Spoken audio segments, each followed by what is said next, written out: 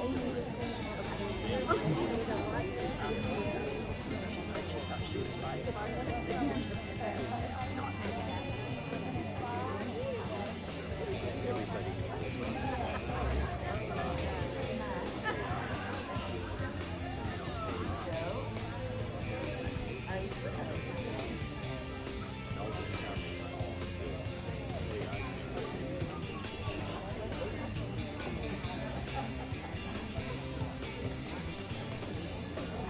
the best.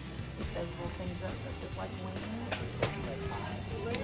Good afternoon. I just would like to welcome everyone to the New Albany Garden Club Butterfly Release celebrating our country's 250 years. I do want to thank a few people or a few groups that have helped make this event happen today. And what a beautiful day it is to have this event.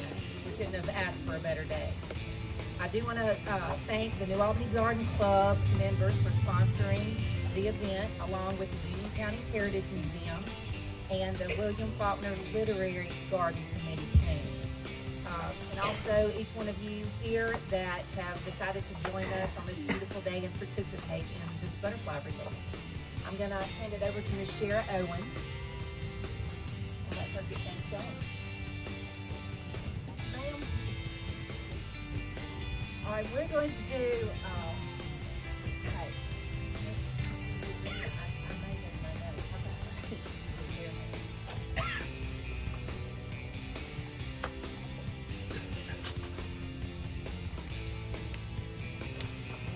Thank you, Ellen. Ellen is president of the New Albany Garden Club. Park Smith was in this garden about 2 weeks ago, and I walked up to him and said, you know, we're going to have a butterfly release, and I need somebody to give some freedom remarks. And he immediately said, I would love to. So, Park is head of the History and Social Studies Department at the New Albany Middle School. And after he makes his remarks, he's going to introduce us to someone special. And then when we get ready to release the butterflies, try to capture butterflies. When we get ready to release the butterflies, we have a big freedom bell over there in that corner. And his family, Park says Parks and Vance have 6 children. His family is going to ring the big bell. And that's when you will release your butterfly. So that's a little bit later. Park. Thank you, Ms. Shara. I'd like to thank the Union County Heritage Museum, the New Albany Garden Club, the Daughters of the American Revolution for getting all this together. This is spectacular. Ms. Shara, literally just walked up to me a couple weeks ago, and somehow this all happened. So now I guess I got to give some kind of speech. I wasn't expecting necessarily, but Ellis Harden is a fantastic student at New Albany Middle School, one of the best students. And every year I challenge my students to memorize this poem, half jokingly, because I don't expect any of them to actually do it. But a couple of years, I had the idea, you know what, I'll give you $100. I will give you 100 on every major grade from here on out. Y'all remember this poem. A couple of years ago, two girls did it. Aubrey Plunkett and Audrey Wynn, and they kind of started a tradition. This year, Ellis decided to take on the goal because she's a self-motivated student, but also because I offered her $250 in honor of America's 250th anniversary. So that all came together, once again, thanks to the Garden Club and the museum and the Daughters of the American Revolution, who all contributed to that prize, assuming he gets it all right. Every word. That's the only condition. So I'll begin now with just the first stanza of the poem. Listen, my children, and you shall hear of the midnight ride of Paul Revere. On the 18th of April in 75, hardly a man is now alive who remembers that famous day. Let me do one more thing. I told all the aldermen and the mayor that I was really going to thank Ms. Vernita the only patriotic city official that we have who's here today to honor America's 250. Thank you, Mr. Needles. So, when I give a speech, usually I start thinking of the speech about 10 minutes ago. This time I got some inspiration. Tuesday just came to me that I've looked over these lines so many times, and the obvious point that was made, I never got it. There are lots of things in life like that. Like until about 5 years ago, I had no idea why rivers flowed one direction or another. Very obvious, but I just thought it was magic. I thought they just went one direction. Turns out they just flow downhill. That's why rivers flow. And so, as I was reading that first stanza again to prepare for this, it struck me that when Longfellow, the poet, is saying remember, there are few men alive, who remember. There's a double meaning to that. He's meaning that there were a few alive in 1860 who recalled that event.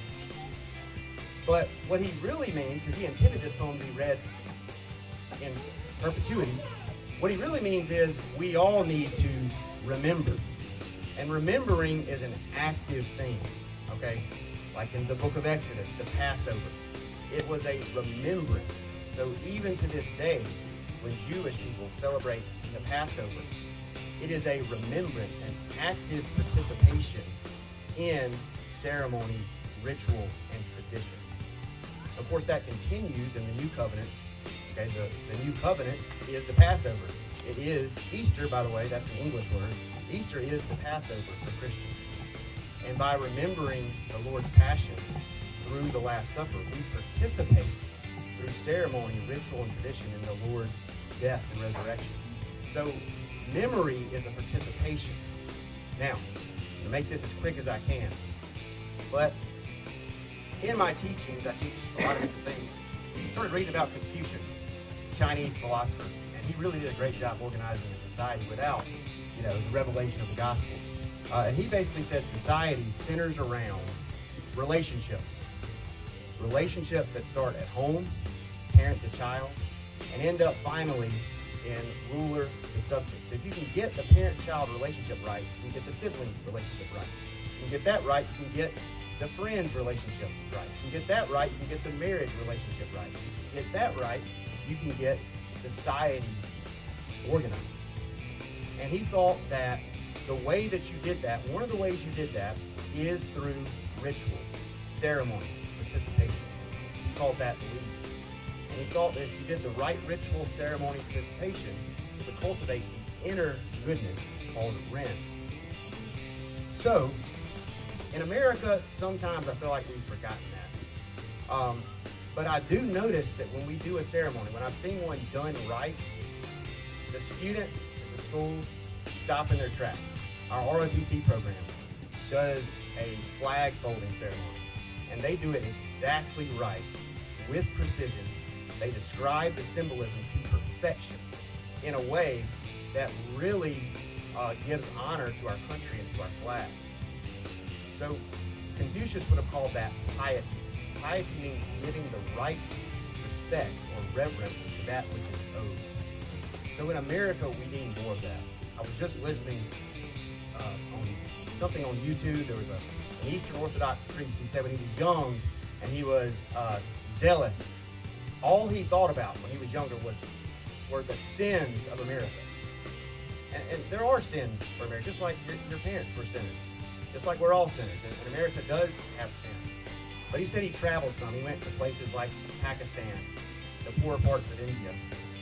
And when he visited those places, it struck him how much he was blessed with in America. He said when he got back off the plane, he fell on his knees and repented for lack of piety towards America. So when Ellis reads this poem, she's joining a long tradition. I'm trying to read it, I'm sorry. When she recites this poem, she is joining a long tradition of American students that have done this since 1860. This is how we participate in remembering. Okay, so I'm just, you can tell I'm tickled pink as a social studies teacher to have someone do this. And Longfellow was writing this in 1860 on the eve of the Civil War. Longfellow was what they would have called a radical abolitionist, very against slavery, and he thought that this Civil War was going to be the moment of action. And he was asking Americans to remember Paul Revere, which by that time in 1860, a lot of people had forgotten Paul Revere. Remember Paul Revere, his ride, and take action. As Americans, we are called to take action. We are called not only to remember, but to take action to preserve what's great about this country. And so as you listen, I guess I won't do my deep analysis of each stanza poem at this point, but as you listen to these words, think about the symbolism. Think about the things he's telling you to look to. The Old North Church, the signal light. Okay? Think about the symbolism. I think Ellis is going to do a good job. And so I think you'll be stirred by these words. And I am just so happy to present to you Miss Ellis Hardy.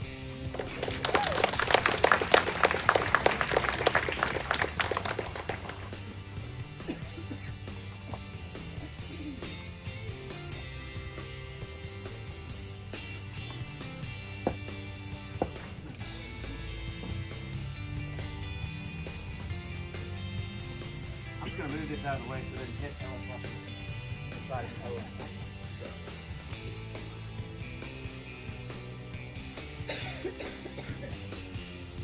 Paul Revere's Wives by Henry Wadsworth Longfellow.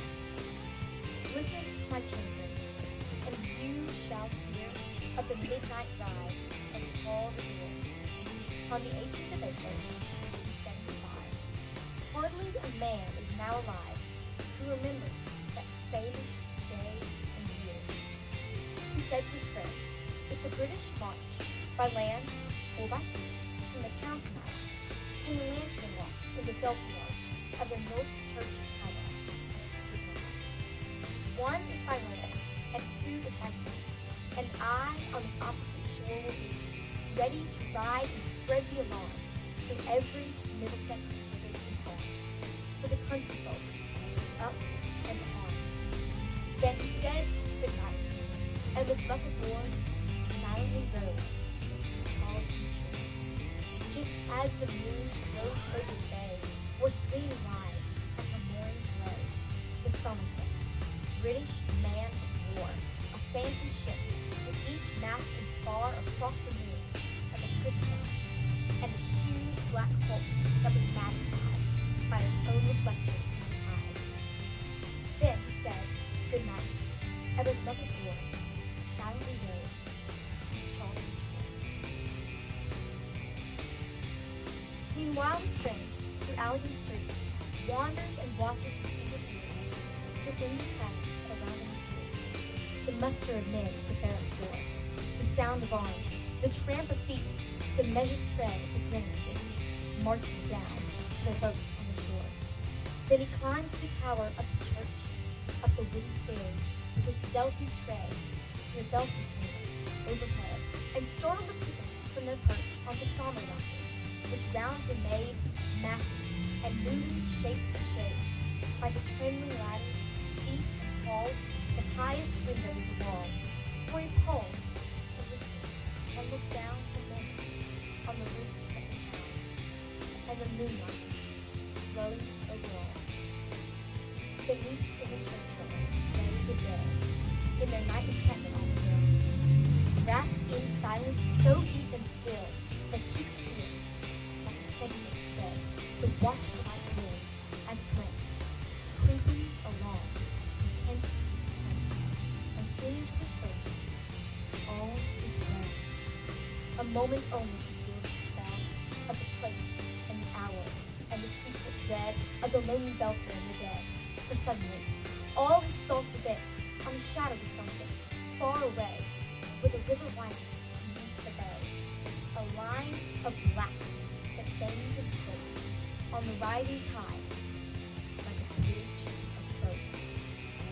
Meanwhile, impatient to mount and ride, booted and spurred with heavy stride, on the opposite shore walked Paul Revere. Now he patted his horse's side, now gazed the landscape far and then impetuous stamped the yoke, and determined to tighten his saddle girth, but mostly he walked, with eager search, the belfry tower of the old North Church, as it rose above the graves on the hill, lonely and spectral, and somber and still. And lo, as he looks on the belfry's height, a glimmer, then a gleam of light, he springs to the saddle, the bridle he turns, of winds and breezes, till born his sight, a second way in the belfry burns. A hurried pace in the windy street, a shape in the moon, a bolt in the dark, and beneath the heavens impassive, a spark, struck out by a sea that flies fearless and free. That was all, and yet the gloom and the light, the fate of a nation was riding that night. And the spark struck out by that speed was flight, kindled the land in flame with its feet. He has left the river and out of the sea, and beneath him, frightful, wall, is the misty, moody rim tides. And under the almond, stirred edge, and soft, now loud on the ledge, is heard the tramp of that steed as he rides. It was 12 by the village clock when he crossed the bridge in the medley town. He heard swelling at the top through the barking of the farmer's dog, and felt the dent of the river fog that rises when the sun goes down. It was 1 by the village clock when he galloped and left again. He saw the gilded weathercock spin in the moonlight as he passed, and the meeting house windows, white and fair, gazed in spectral glare, as if they already stood aghast at the bloody work they were doing. It was 2 by the village clock when he came to the bridge upon the town. He heard the beating of the clock, twitter of the birds among the trees, and felt the breath of the morning breeze blowing over meadows brown. And one was safe and asleep in his bed, who at the bridge would be first to fall. Through that day, be lying dead, pierced by a British musket ball. You know the rest. In the books you've read, how the British regulars fired and fled. How the farmers gave them ball for ball from behind each fence and farmyard wall, chasing the redcoats down the lane, and crossing the field to emerge again, and under the trees through the road, pausing only, fire and rain. So through the night rode Paul again, and so through the night, with his cry of alarm to every Middlesex village and farm, a cry of defiance, and not of fear, a voice in the darkness, a knock at the door, and the word of Jehovah forevermore. The born and the through all of history, to the last, in the hour of darkness and peril and need, the people will wake up and listen to hear the hurrying of that steed and the midnight message.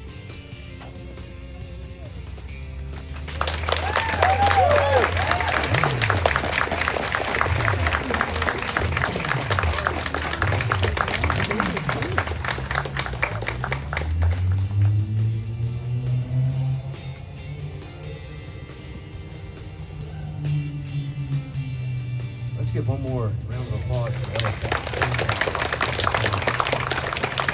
Miss Sandra Ford is here to present Ellis with a certificate. Ellen, that was marvelous. You did a fantastic job. And on behalf of the Daughters of the American Revolution, we would like to present you with a DAR America 250 commendation. And it is for the demonstration of extraordinary effort in raising awareness of Revolutionary War patriots and America's 250th anniversary. So here it is. Your teacher promised you something, and we're standing behind him.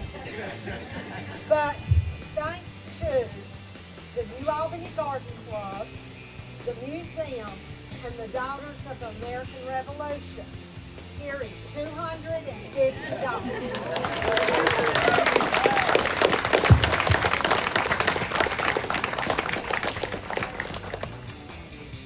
I'm proud to be an American.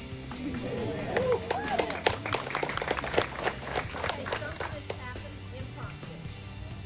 I brought a little coat that I had made for one of my children in 1976. George Washington hung it up. And I said, does anybody know somebody who can fit into this jacket? They really delete us in a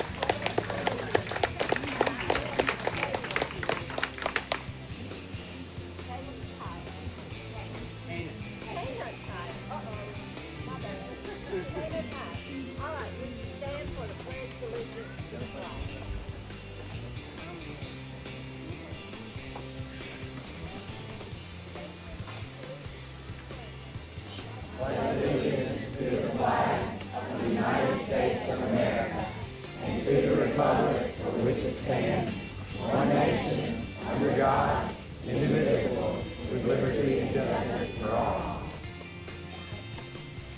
We are all proud of you, the flag.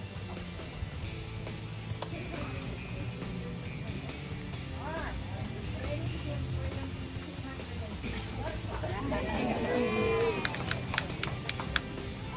Let me show you the picture that Karen did. She captured a picture today. She did one.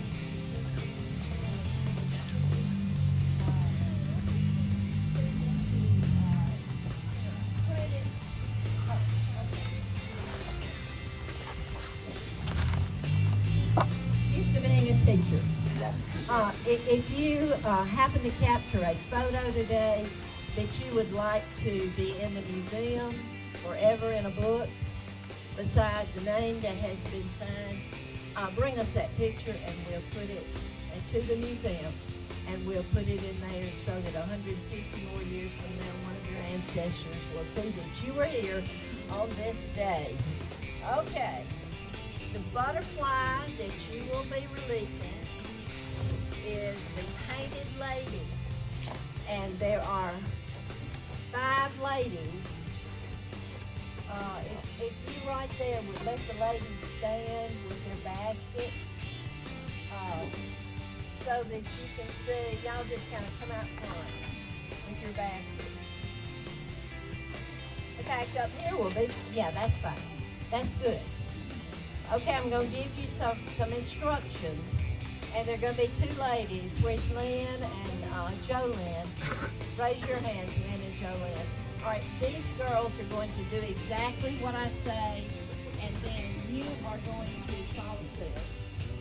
Okay, the first thing you're going to do is walk up to one of these baskets and take a little envelope that has a live butterfly in it. You want to handle it very carefully from the tip because he's alive and he's ready to come out.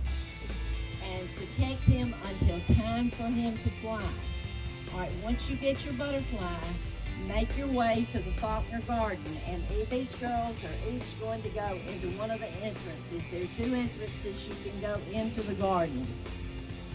Question so far? All right, go into the garden, girls, and I'm going to give you you do not release it when you get it. Oh, y'all stay up here. Let them come to you, I think. All right, take him to the garden. And when you hear the big freedom bell, we have our own freedom bell and the Parks family who's going to ring it. So, when you find your place in the garden, just stand there quietly and protect the butterfly until you hear the bell. You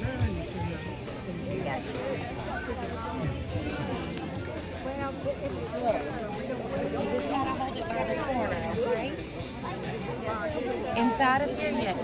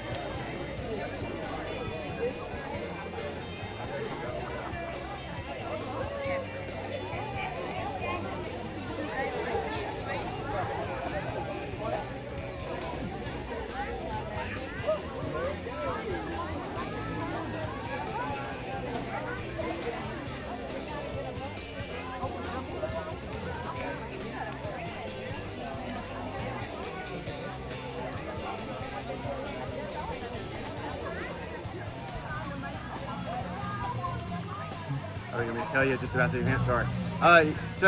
We are here at the Union County Heritage Museum celebrating America 250 in what was an incredible event. We had a middle school student, Ellis Harden, recite from memory Paul Revere's Ride by Henry Wadsworth Longfellow. And the New Albany Garden Club also, along with the help of everybody here, released 250 butterflies to commemorate America's 250th anniversary. So we just had a great time here at the Union County Heritage Museum, thanks to the Daughters of the American Revolution, thanks to the New Albany Garden Club, and thanks to Jill Smith with the Union County Heritage Museum.